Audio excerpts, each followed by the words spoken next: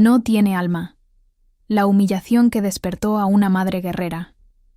Jamás en mi vida imaginé que un sacerdote en mi propia ciudad, aquí en Guanajuato, se atrevería a decir que mi hija Camila, mi pequeña, no tenía alma para poder recibir la primera comunión.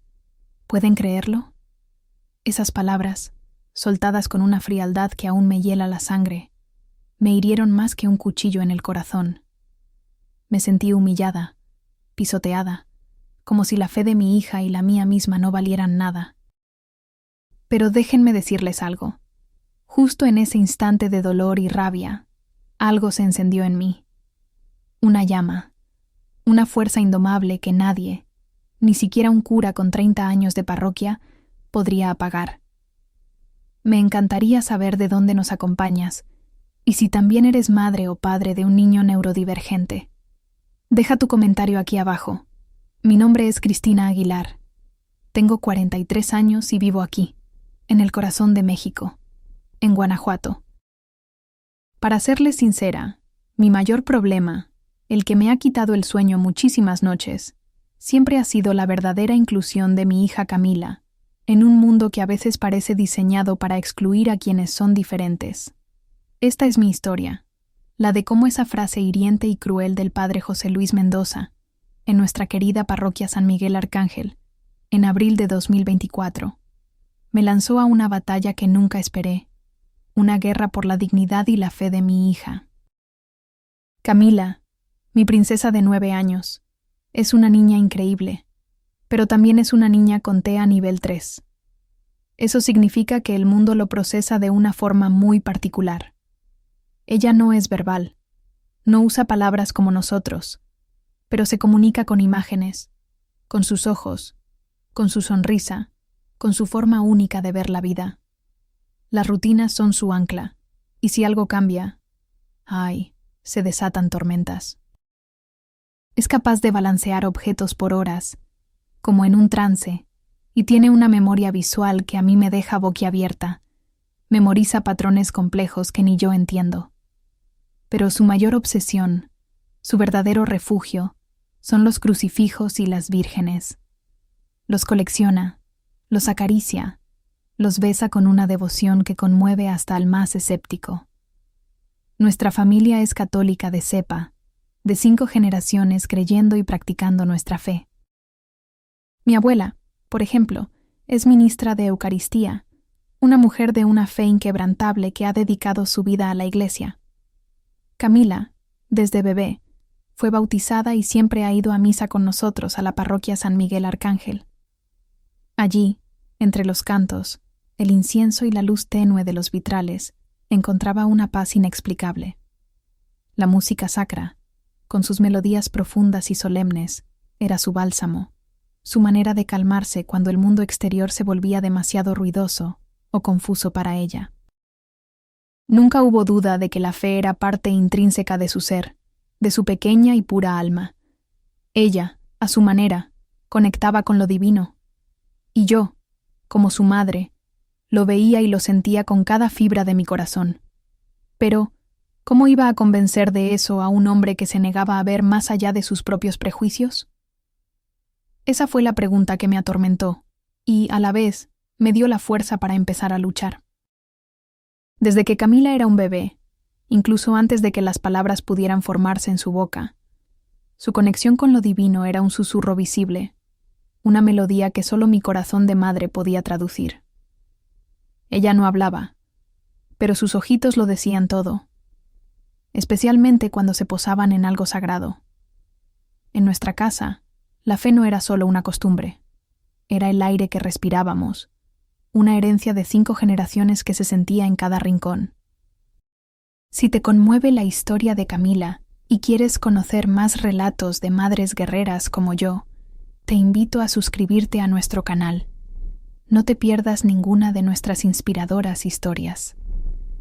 Camila, mi pequeña, tenía una fascinación que iba más allá de lo común. No jugaba con muñecas de la manera tradicional. Su mundo estaba lleno de crucifijos y vírgenes.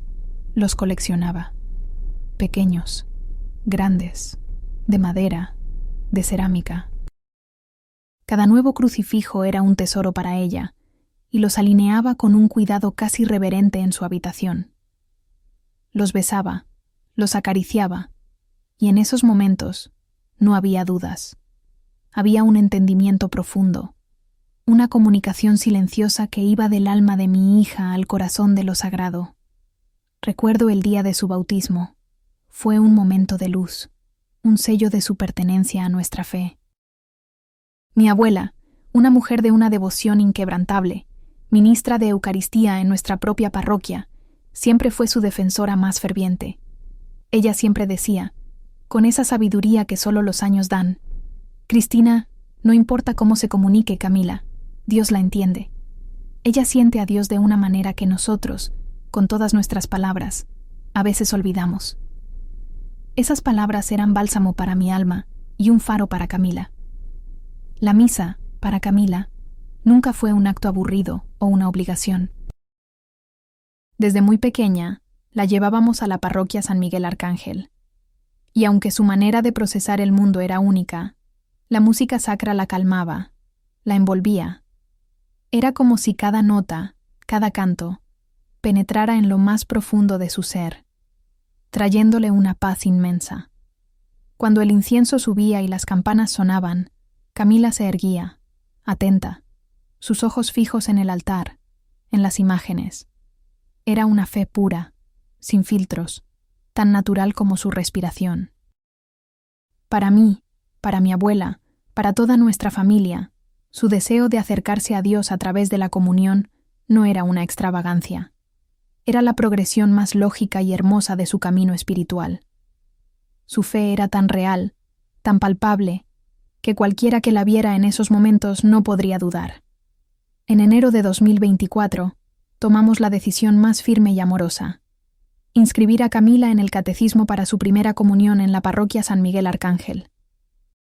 Sabía que sería un desafío monumental, una montaña empinada que escalaríamos juntas. Pero mi fe, la fe inquebrantable que me había sostenido siempre, no permitiría que nada detuviera a mi hija de su encuentro con Cristo.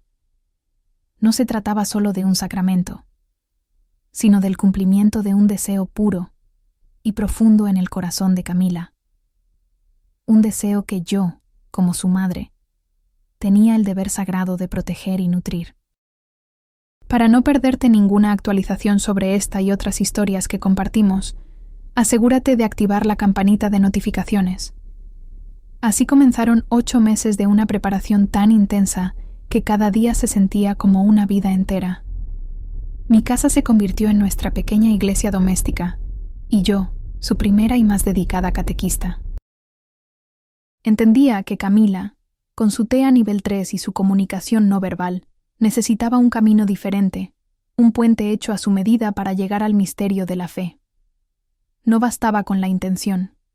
Había que crear la oportunidad. Contraté a una catequista sombra personal, una mujer maravillosa que se sumergió en el mundo de Camila con una sensibilidad asombrosa. Juntas, trabajamos sin descanso. Creamos un material visual especializado, una sinfonía de colores y formas pensada exclusivamente para ella. Las historias bíblicas, esas narraciones ancestrales, las transformamos en pictogramas claros y sencillos, donde cada personaje, cada evento, cobraba vida a través de una imagen que Camila podía entender y leer a su manera. Recuerdo cómo Camila se sentaba frente a nuestras láminas con historias de Jesús. Sus ojos, antes perdidos, se fijaban en los dibujos.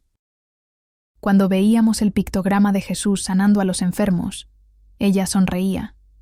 Y luego, con la delicadeza que solo ella poseía, besaba la imagen de Jesús. Tenía docenas de videos de esos momentos. Videos de Camila besando sus crucifijos con un fervor que muchos adultos solo pueden soñar, interactuando con las imágenes de la Virgen María con una ternura conmovedora. Esos no eran solo videos, eran pruebas vivientes de su fe, de su comprensión a través de su propio lenguaje del amor y la devoción. Mi objetivo era claro como el agua: mostrar, con cada prueba, con cada video, con cada hora de dedicación, que Camila, a su manera única, pura e incondicional, estaba más que lista. Estaba ansiosa por recibir a Cristo en su corazón. Estaba lista para su primera comunión. Y yo haría hasta lo imposible para que nadie le negara ese derecho divino. Nunca, en mis 43 años de vida, ni en mis casi 10 años como madre de Camila, imaginé que la fe de mi hija sería juzgada y condenada con tal crueldad. Lo que pasó el 20 de abril de 2024 es una herida que aún me arde, una humillación que se me clavó hasta los huesos. Después de meses de dedicación, de adaptar cada cuento bíblico y cada oración para que mi Camila pudiera entender el amor de Dios a su manera, la parroquia San Miguel Arcángel, donde habíamos depositado nuestra confianza, nos dio la espalda. Si conoces a otras madres atípicas que luchan por la inclusión de sus hijos, comparte este video con ellas. Juntas somos más fuertes. Había llegado ese día decisivo, la reunión con el padre José Luis Mendoza. Lo conocíamos de toda la vida, un hombre de 68 años, 30 de ellos al frente de nuestra parroquia. Siempre lo vi como una figura de respeto, aunque sí, era conocido por ser tradicional, de esos que no se salen un ápice de lo establecido. Entramos a su despacho con el corazón en un puño de ilusión. Camila a mi lado, aferrada a su pequeño crucifijo, ajena a la tormenta que se avecinaba. Yo llevaba mi carpeta, mi armadura de pruebas, mis videos, mis testimonios, mi fe inquebrantable en que, al ver todo el esfuerzo y el amor que habíamos puesto, él entendería. Pero no fue así. El padre, con su mirada que me pareció fría y distante, nos observó. Luego, sus palabras cayeron sobre mí como mazazos de hielo, una a una, perforando mi alma. Señora, empezó, y en su tono ya sentí el filo. He observado a Camila. Ella no habla, no razona, actúa por instinto. Instinto.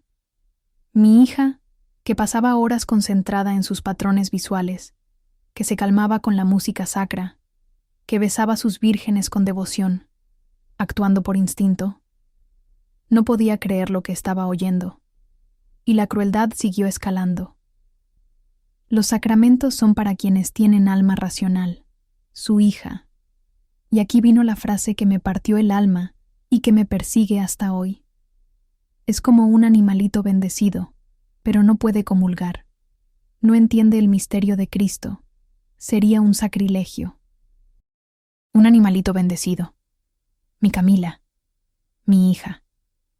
Con su alma pura, con su capacidad única de sentir y conectar, reducida a un animalito. En ese instante, el mundo se me vino encima. Sentí un vacío helado en el pecho, como si me hubieran arrancado el aire de los pulmones. La indignación comenzó a burbujear, pero el shock era tan grande que me paralizó por unos segundos. Quise replicar, gritar, pero apenas pude sacar la voz. Le mostré mi carpeta, le hablé de los 2 años de preparación que habíamos documentado, de los videos de Camila besando sus crucifijos, de los testimonios de las 3 catequistas que habían trabajado con ella. Quería que viera el amor, la conexión, la fe que ella manifestaba a su manera. Pero él, impasible, ni siquiera los miró con atención. Solo movió la cabeza y me atestó otro golpe. No es suficiente, sentenció con un desinterés gélido. Y para rematar la faena de humillación, añadió, con una inflexibilidad que me heló la sangre. En mis 30 años en esta parroquia, nunca he dado la comunión a retrasados profundos, y no voy a empezar ahora. Esas palabras resonaron en mis oídos como una campana desafinada. Retrasados profundos. Mi hija. La exclusión se vestía de dogma, de tradición, de una autoridad incuestionable. Salí de allí no solo con el corazón roto, sino con el alma encendida. Ese día, mi fe en la institución se tambaleó, pero mi fe en Camila y mi determinación como madre se hicieron más fuertes que nunca. Lo que sentí fue una mezcla explosiva de rabia, dolor y una profunda sensación de injusticia.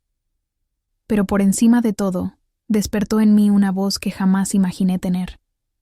Las palabras del padre José Luis me habían dejado destrozada, sí, pero esa humillación no me rompió. Al contrario, encendió en mí una sed inquebrantable de justicia. No había forma, no en este universo, de que yo aceptara que la fe de mi hija Camila fuera negada, que la tildaran de animalito bendecido y le cerraran la puerta al sacramento más sagrado. Era algo que mi corazón de madre no podía procesar, y mi espíritu guerrero no iba a tolerar. No se trataba solo de Camila, se trataba de cada niño que, a su manera única, busca a Dios. Si esta historia te está inspirando, no olvides darle like al video. Tu apoyo nos ayuda a llegar a más personas y defender los derechos de todos los niños. Desde el momento en que salí de ese despacho, mi dolor se transformó en un propósito. No lloré, no me quedé de brazos cruzados. Mi mente empezó a maquinar. Si la Iglesia quería jugar al derecho canónico, entonces yo iba a aprender ese juego, y lo jugaría mejor que nadie. Me encerré en casa. Cada noche, cuando Camila ya dormía, convertí mi mesa de la cocina en mi cuartel general. Me armé con mi laptop y me sumergí en un mundo que me era completamente ajeno. El código de derecho canónico.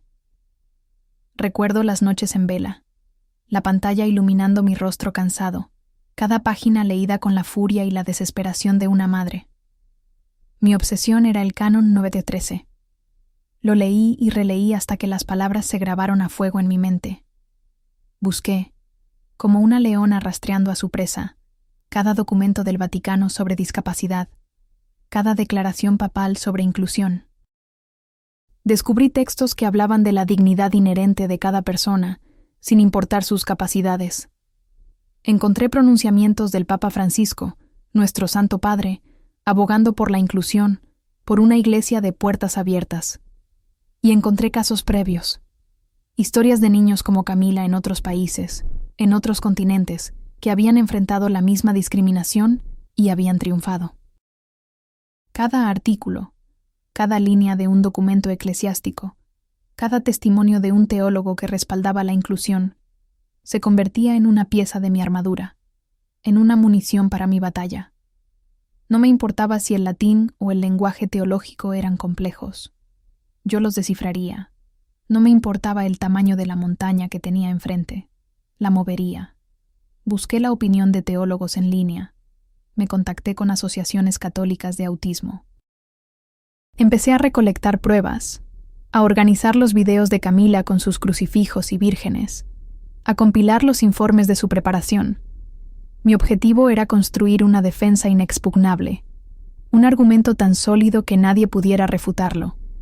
Ya no era Cristina la madre angustiada, era Cristina la estratega, la investigadora, la abogada de la fe de su hija.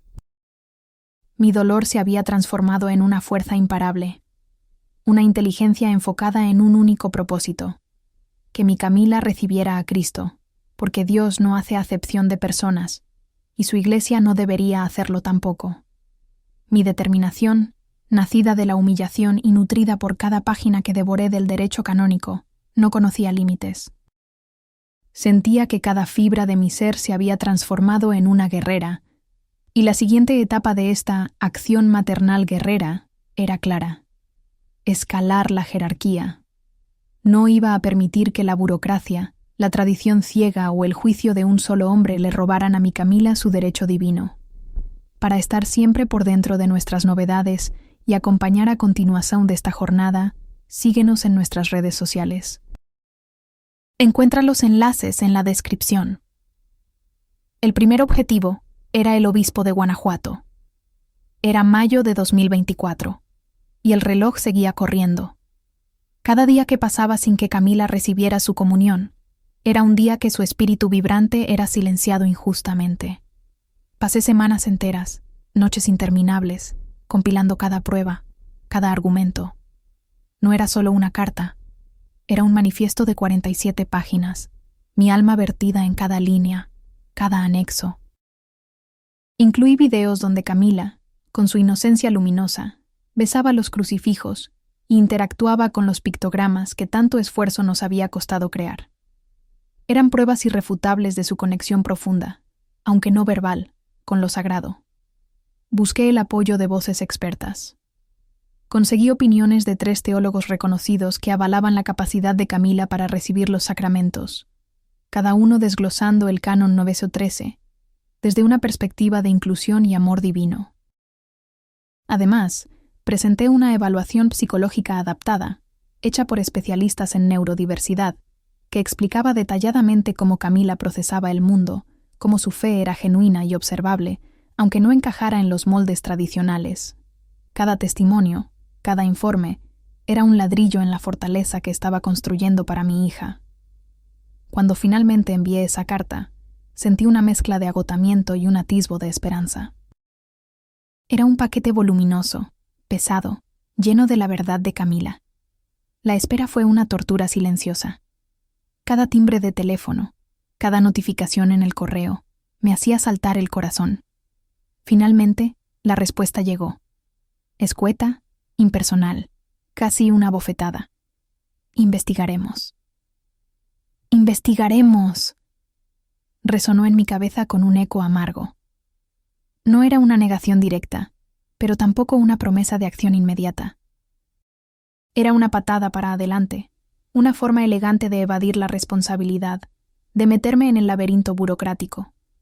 El obispo, con su posición de autoridad, parecía estar jugando al ajedrez con la fe de mi hija, moviendo las piezas lentamente, mientras el tiempo pasaba. Sentí una punzada de rabia, pero también una reafirmación. Esta lucha no sería fácil. El sistema era un monstruo con 1000 cabezas. Pero mi espíritu no se doblegó. Si la primera puerta no se abría, iría a la siguiente. Y esa siguiente puerta, mucho más imponente, era la Nunciatura Apostólica, la representación directa del Papa en México. Aquí, las cosas se ponían aún más serias, más formales. Hablamos de un nivel diplomático eclesiástico. Sabía que necesitaría un caso impecablemente presentado, con una solidez inquebrantable. Fue entonces cuando me sumergí en otra odisea de preparación. El caso debía ser documentado en latín, el idioma oficial de la Iglesia. Encontrar a alguien capaz de traducir con la precisión requerida cada matiz de mi carta de 47 páginas, cada opinión teológica, cada informe psicológico, fue una tarea titánica. No era solo traducir palabras, era traducir el alma de Camila a un lenguaje que, irónicamente, la propia Iglesia había institucionalizado. Mientras se hacía la traducción, busqué más apoyo, más voces que se unieran a la mía. Contacté a una asociación católica de autismo, un faro de esperanza para muchas familias como la nuestra. Ellos entendieron de inmediato. Se solidarizaron con la causa de Camila y ofrecieron su respaldo incondicional, uniendo su voz a la mía, dándole peso a la reclamación. Su experiencia y credibilidad eran invaluables. Y luego estaban los feligreses. Esas 500 firmas no eran solo nombres en un papel, eran corazones latiendo en sintonía con la justicia, almas que creían en la inclusión, vecinos que habían visto a Camila en misa semana tras semana, que sabían de su amor por los crucifijos. Recolectar esas firmas fue un acto de comunidad, de fe compartida. Fui puerta por puerta, expliqué la situación, mostré los videos de Camila.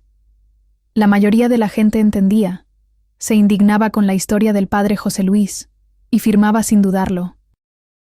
Sentir ese apoyo masivo me dio una fuerza inmensa. Me recordó que no estaba sola, que la comunidad de creyentes estaba de nuestro lado. El paquete enviado a la Nunciatura era aún más robusto que el anterior. Llevaba el peso de la fe, de la esperanza y de la injusticia. El desafío era inmenso, sí, contra la burocracia fría y la resistencia arraigada. Pero cada vez que miraba a los ojos de Camila, cada vez que ella tomaba uno de sus crucifijos y lo besaba con esa ternura pura, sabía que no podía rendirme. La fe en ella, la fe en Dios y la inquebrantable fuerza maternal me mantenían firme, lista para lo que viniera, porque sabía que esta batalla no era solo por Camila. era por cada niño neurodivergente que merecía ser visto, escuchado y amado dentro de la casa de Dios. La espera, después de haber enviado mi caso a la Nunciatura Apostólica, era un tormento silencioso. Los días se arrastraban con una lentitud exasperante. Cada hora un eco vacío de la respuesta que anhelaba. La investigación del obispo de Guanajuato se había disuelto en el aire como una promesa hueca, y ahora, el representante del Papa en México guardaba un silencio que me carcomía. Sentía una mezcla de frustración hirviente y una indignación que no paraba de burbujear en mi pecho. Había entregado mi alma en esos documentos, había peleado con las palabras, con la ley canónica, con la fe de mi hija, y seguía chocando contra un muro invisible. Se você acredita na importância da inclusão e na voz das mães atípicas, guarde este vídeo en su playlist para rever y compartilhar con más pessoas. Fue en medio de esa desesperación controlada que tomé una decisión que cambiaría el rumbo de todo. Miraba a Camila, a sus ojos puros, a su sonrisa que no entendía de burocracias eclesiásticas, y algo hizo clic dentro de mí. El mundo, mi mundo, necesitaba saber lo que estaba pasando. La voz del padre José Luis, con su crueldad disfrazada de dogma, no podía quedarse silenciada entre los muros de la parroquia y los despachos episcopales. Decidí que lo haría público, no por venganza, sino por justicia, por Camila, por todas las Camilas que vendrían después. Ya tenía una grabación de audio, legalmente obtenida, de la reunión donde el padre José Luis, con su voz monocorde y sus palabras filosas, había sentenciado a mi hija. Su hija es como un animalito bendecido, pero no puede comulgar. No entiende el misterio de Cristo. Sería un sacrilegio. Cada vez que la escuchaba, esas palabras me perforaban el alma de nuevo, pero ahora eran mi arma. Eran la prueba irrefutable de la discriminación. No soy una experta en redes sociales, pero sabía que necesitaba algo impactante. Con la ayuda de una amiga que entiende más de estas cosas, montamos un video. Era sencillo, sin grandes producciones, pero cargado de una emoción cruda y desgarradora. Pusimos el audio del padre José Luis y lo combinamos con imágenes de Camila. Imágenes de ella besando sus crucifijos con devoción, de ella en la misa, de ella con sus pictogramas, de ella, simplemente, siendo la niña maravillosa y llena de fe que es. No necesitaba grandes discursos. La verdad, acompañada por la inocencia de mi hija, hablaría por sí misma.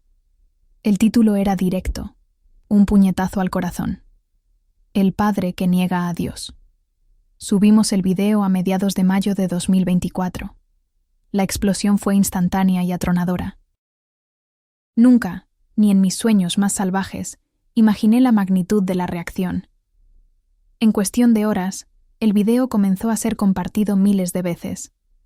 Las vistas se dispararon.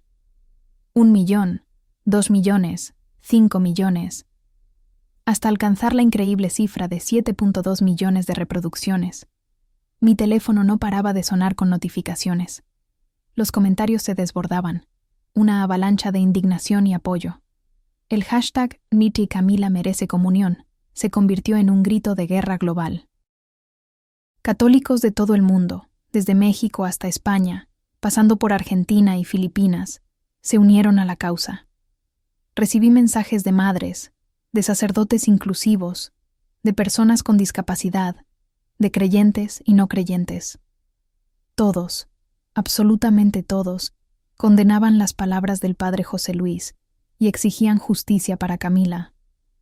Era como si la voz de mi hija, que no puede hablar, se hubiera magnificado a través de millones de personas.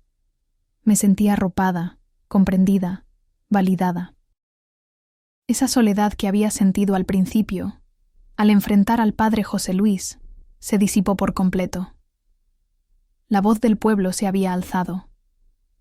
Pero no me detuve ahí. Mientras el mundo digital hervía con la historia de Camila, la lucha en los despachos eclesiásticos seguía su curso, y mi siguiente y última parada era el mismísimo Vaticano. No podía permitirme dejar ni una sola vía sin explorar. La Congregación para la Doctrina de la Fe, la máxima autoridad en asuntos doctrinales, era mi objetivo final. Elevar un caso a la Santa Sede es un proceso formidable, una montaña de burocracia y formalidades. Sabía que necesitaba una presentación impecable. Mi paquete de evidencias, los videos de Camila, las opiniones de los teólogos, la evaluación psicológica, las 500 firmas de los feligreses, todo, fue nuevamente traducido. Esta vez al italiano, el idioma oficial de la Curia romana. Cada documento, cada palabra, tenía que ser perfecto, sin margen para errores o interpretaciones erróneas. Y en esta fase crucial, obtuve un apoyo invaluable que se convertiría en un pilar fundamental de mi estrategia. El respaldo de una fundación católica italiana dedicada a la inclusión de personas con discapacidad en la vida de la Iglesia. Ellos no solo me brindaron su conocimiento y experiencia en cómo navegar los complejos pasillos del Vaticano, sino que su nombre, su reputación, le dieron a mi caso una credibilidad inmensa. Eran una voz respetada dentro de la Iglesia, y su apoyo no era una simple firma más, sino un aval de que lo que estábamos pidiendo era justo, necesario y canónicamente válido. La combinación de la explosión mediática, con millones de personas exigiendo justicia para Camila, y la presión institucional que estaba ejerciendo directamente en el corazón del Vaticano, creó una tormenta perfecta. Era una estrategia dual. La voz del pueblo resonando en las redes y la voz de la madre guerrera golpeando las puertas más altas de la Iglesia. Mi cuerpo estaba exhausto por las noches sin dormir, por la tensión constante, por la montaña rusa de emociones. Pero mi espíritu estaba más fuerte que nunca.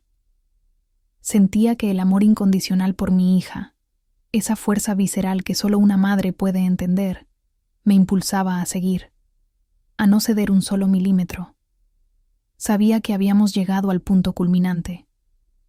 El caso de Camila, mi pequeña de 9 años con TEA, estaba ahora en las manos de las autoridades más altas de la Iglesia Católica, con la mirada de millones de personas atenta a cada movimiento. El grito de una madre había resonado más allá de Guanajuato, más allá de México, llegando hasta Roma, y yo estaba lista para la respuesta, fuera cual fuera. Mi hija merecía su lugar en el altar, y yo me aseguraría de que lo tuviera. El 28 de mayo de 2024 amaneció como cualquier otro día, gris y cargado de una expectativa que me consumía. Habían pasado semanas desde que el caso de Camila escaló hasta las más altas esferas del Vaticano, y yo vivía en un limbo de esperanza y agotamiento. Cada sonido, cada timbre de teléfono, cada golpe a la puerta, me ponía los nervios de punta. Pero nada, absolutamente nada, me preparó para lo que llegó ese martes. Si la historia de Camila te emocionó y crees que más personas necesitan conocerla, etiqueta a un amigo o amiga aquí en los comentarios.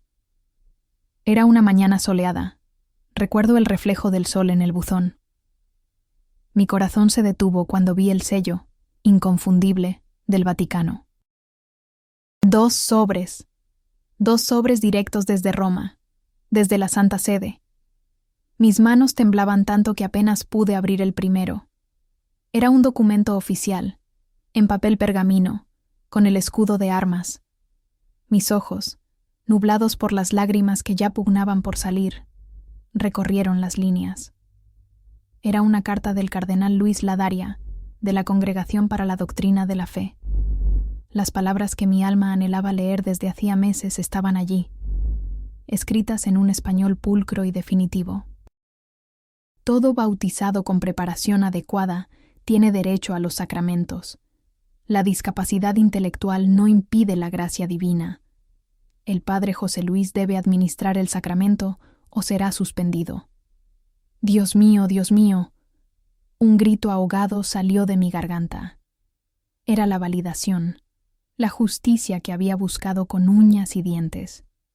Mi mente se inundó de la imagen del padre José Luis, de su rostro endurecido por el prejuicio, negando el alma de mi hija. Ahora, La más alta autoridad de la Iglesia Católica estaba desmantelando cada una de sus palabras, cada uno de sus argumentos discriminatorios. No era solo un investigaremos, como lo fue con el obispo, ni una carta formal de la Nunciatura. Esto venía del Vaticano. Era la victoria rotunda, la confirmación de que mi lucha no había sido en vano, de que Camila tenía un lugar en la mesa de Cristo. Me sentí desmoronarme de rodillas, con el papel apretado contra mi pecho, las lágrimas corriendo libres, mezcladas con incredulidad y un alivio tan profundo que me dolía. Y entonces recordé el segundo sobre, más pequeño, más personal, con el mismo sello papal. Mis dedos, todavía temblorosos, lo abrieron con una reverencia casi religiosa. Y ahí estaba. Una caligrafía suave, un tono íntimo, inconfundible. La firma al final. Francisco. Era una carta personal del Papa. Del Papa Francisco para mi Camila. Leí, sintiendo cada palabra como un bálsamo para mi alma magullada. Querida Camila, Jesús te espera en la Eucaristía. Tu madre me escribió sobre ti. Rezaré por ti el domingo. Con bendición, Francisco. El aliento se me cortó. Mi hija, mi pequeña guerrera, mi Camila, había recibido una carta personal del vicario de Cristo en la tierra. El hombre que había extendido su mano a los marginados del mundo, que había predicado con el ejemplo de la inclusión, la había visto, la había nombrado, había reconocido su fe, y no solo eso, me había reconocido a mí. Tu madre me escribió sobre ti. Cada sacrificio, cada noche sin dormir, cada lágrima derramada en la soledad de mi desesperación, en ese momento, encontró su propósito. Miré la carta de nuevo, la sentí. Era tangible. No era un documento frío y legalista, era un mensaje de amor, de acogida. El Papa Francisco, el líder de más de 1.000 millones de católicos, se había tomado el tiempo de escribir a mi hija, a una niña no verbal con TEA, que un sacerdote de Guanajuato había calificado de animalito bendecido. El contraste era brutal, abrumador. El padre José Luis había dicho que Camila no entendía el misterio de Cristo, y el Papa le estaba diciendo que Jesús la esperaba en la Eucaristía. ¿Qué mayor prueba podía haber de la gracia divina, de la sabiduría infinita de Dios, que trascendía los límites impuestos por la mente humana? Corrí a buscar a Camila. Ella estaba en su rincón de crucifijos, balanceando un pequeño adorno de la Virgen de Guadalupe, absorta en su propio mundo. Me acerqué, con las cartas en la mano y el rostro bañado en lágrimas, pero ahora eran lágrimas de una alegría indescriptible. Me senté a su lado, la abracé y le leí las palabras del Papa, explicándole con pictogramas que Jesús la esperaba, que el Papa había rezado por ella. Sus ojos, antes enfocados en el balanceo, se posaron en las cartas, en el dibujo de un Papa que le mostré. No sé si entendió la magnitud del momento, pero sentí una paz inmensa, una que nunca antes había experimentado. La lucha había sido titánica, la humillación profunda, pero la respuesta había sido celestial. Mi hija había sido vista, amada y validada por la máxima autoridad de nuestra fe. Era un antes y un después. La promesa de que, finalmente, Camila recibiría a Jesús en su corazón se había hecho realidad, y con ella, un nuevo amanecer para la inclusión y el amor incondicional en la Iglesia. El 8 de junio de 2024 llegó envuelto en una mezcla de expectación y nerviosismo que me oprimía el pecho. La parroquia San Miguel Arcángel, que había sido escenario de la más profunda humillación, ahora sería testigo de la victoria más dulce. Sabíamos que el padre José Luis estaba obligado a celebrar la misa, y esa tensión era palpable en el ambiente, como un aura densa. Pero hoy no era para él, hoy era para Camila. ¿Cuál fue la parte más emocionante de este relato para ti? Deja un emoji de corazón en los comentarios para mostrar tu apoyo. Vestía a mi Camila con su vestido blanco inmaculado, un velo que enmarcaba su carita dulce. En sus ojos no había miedo, solo la misma quietud y fascinación por el altar que siempre la había caracterizado. Se veía como una pequeña ángel lista para volar. La acompañé hasta el primer banco, el corazón latiéndome a 1000 por hora, consciente de que cada mirada en la iglesia estaba fija en nosotras.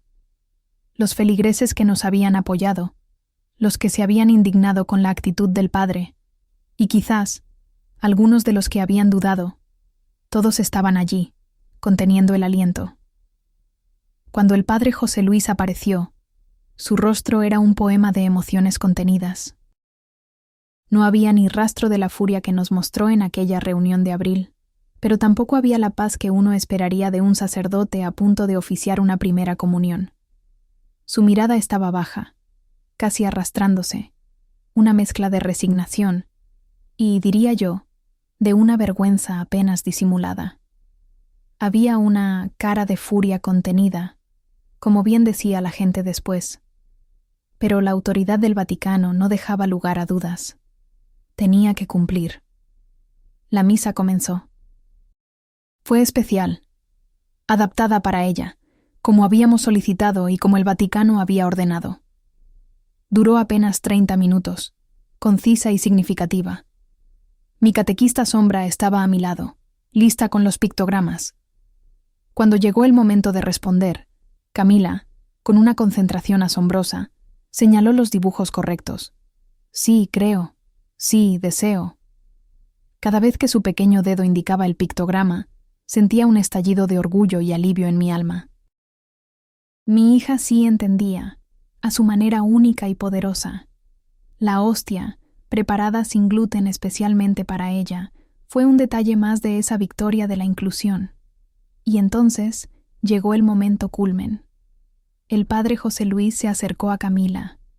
Su mano, la misma que había dictaminado que mi hija era un animalito bendecido, ahora le ofrecía el cuerpo de Cristo. Lo hizo con una solemnidad casi dolorosa, sus ojos esquivando los míos. Camila recibió la hostia. La llevó a su boca con la delicadeza que solo ella tiene cuando interactúa con algo sagrado. En ese instante, un silencio reverente invadió la iglesia. No se escuchaba ni una mosca, solo el eco de mi propio corazón. Lo que sucedió después fue un milagro, un verdadero, palpable milagro. Una vez que el padre se giró para continuar con la misa, Camila, con su instinto puro e indomable, hizo lo que siempre hace cuando siente una conexión profunda. Se levantó con su vestidito blanco, dio 2 pasos vacilantes hacia el padre José Luis y lo abrazó. Sí, lo abrazó. Fue un abrazo puro, sin prejuicios, sin condiciones.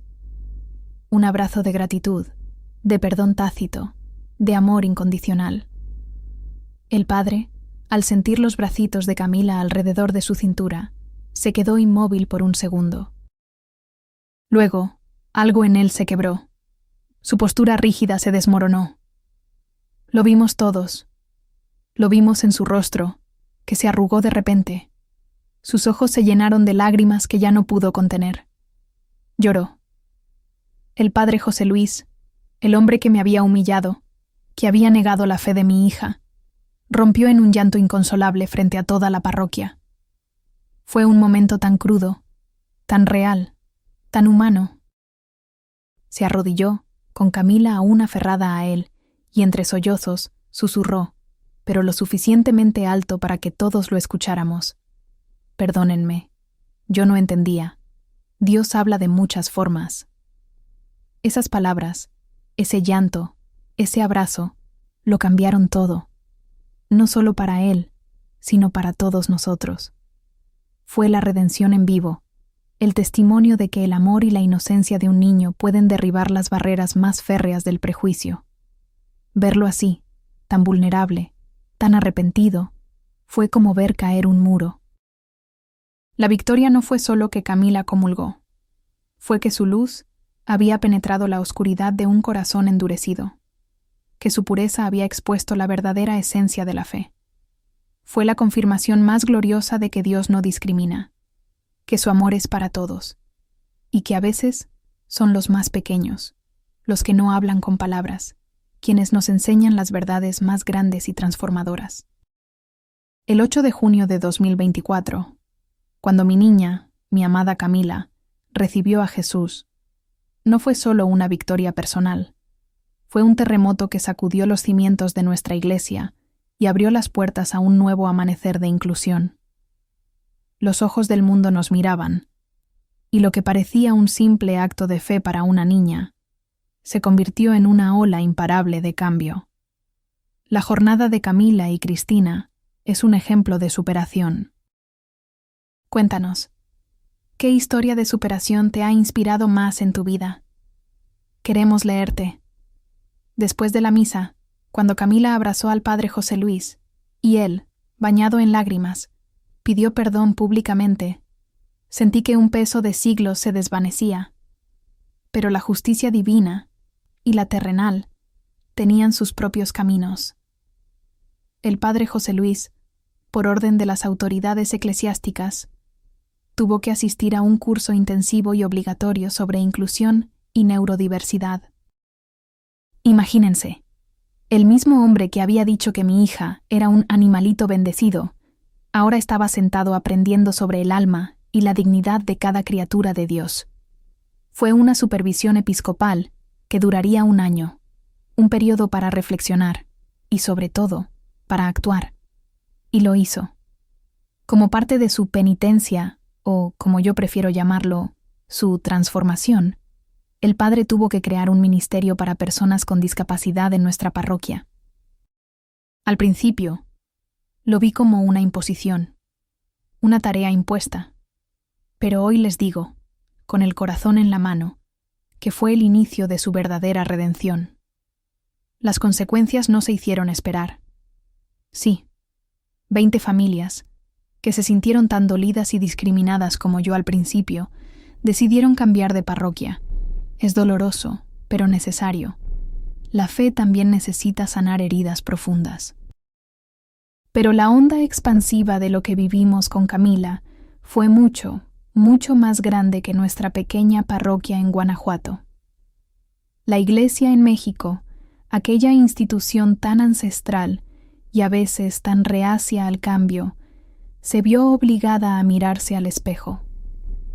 El caso de Camila, con la carta del Papa Francisco resonando por todas partes, provocó la implementación de un protocolo nacional de inclusión sacramental. Un protocolo nacional. Eso significa que ahora, en cada diócesis, en cada parroquia de México, hay lineamientos claros para que ningún niño, ninguna persona con discapacidad, sea nuevamente rechazada en el camino de la fe. Además, se hizo obligatoria la capacitación para sacerdotes y catequistas en todo el país. Imagínense el impacto. Miles de personas de la Iglesia aprendiendo lo que antes ignoraban, o peor, despreciaban. Se están desarrollando materiales adaptados oficiales, con pictogramas y enfoques sensoriales, para que más Camilas tengan acceso al catecismo. Se está formando un verdadero ministerio de catequesis especial, para que nadie se quede atrás. ¿Lo entienden? Mi Camila abrió esas puertas para todos. Y mi niña, mi valiente guerrera, ¿cómo está hoy? Camila recibió su confirmación un tiempo después, con el mismo fervor y la misma sonrisa. Ahora, ella es monaguilla. Sí, monaguilla. Con sus propias adaptaciones, por supuesto. Usa una tarjeta con pictogramas para saber cuándo toca el campanario o cuándo debe acercar el agua. Verla en el altar, con su vestidito especial, cumpliendo su servicio, me llena de un orgullo que no cabe en el pecho. Y no es solo ella. Desde aquel día, 14 niños especiales más han recibido los sacramentos en nuestra parroquia. Niños con diferentes necesidades, que antes eran invisibles, ahora son parte de la comunidad. Y en nuestra casa, enmarcada con todo el cariño, está la carta del Papa Francisco, un recordatorio diario de que la fe de mi hija movió montañas, literalmente. Pero quizás la transformación más asombrosa y conmovedora ha sido la del padre José Luis. Ese hombre, que una vez fue el espejo del prejuicio, es hoy la viva imagen del arrepentimiento y la inclusión. Hoy, el padre José Luis es un verdadero especialista en misas sensoriales. Sus homilías son más cortas, su voz más pausada, y ha incorporado elementos visuales y táctiles para que todos, incluyendo a nuestros niños neurodivergentes, puedan conectar con la palabra de Dios. Actualmente, administra la comunión a 30 niños especiales, y lo hace con una dulzura y una paciencia que jamás imaginé ver en él. De hecho, creó una capilla sensorial, un espacio donde los niños pueden sentirse cómodos, con luces tenues, sonidos suaves y materiales texturizados, para que puedan vivir la experiencia de la fe sin sobrecargas. Y lo más impactante de todo, me lo dijo un día, con los ojos vidrios y una sonrisa llena de paz. Cristina, Camila me enseñó a ver a Dios de una forma diferente. Ella me mostró que la gracia divina no tiene barreras y que el amor de Jesús es para todos, sin excepciones. Esas palabras, viniendo de Él, son para mí la prueba más grande de que el amor incondicional de una madre puede derribar muros. Mi mensaje final. Mi querida comunidad, para todas las madres, para todos los padres, para todos los que creen en la inclusión, es este, grabado a fuego en mi corazón. Nunca, nunca, dejen que nadie limite la fe de sus hijos. Dios no discrimina, su amor es infinito y su gracia abarca a todos por igual. Algunos de sus ministros, lamentablemente, sí lo hacen, hasta que la fuerza del amor, la verdad del Evangelio, y en nuestro caso, hasta que el mismísimo Vaticano los corrige. La lucha fue dura, las lágrimas fueron muchas, pero la victoria de Camila nos demostró que la fe más pura reside en los corazones más inocentes, y que, con la valentía de una madre, podemos transformar la humillación en un legado eterno de inclusión y amor divino.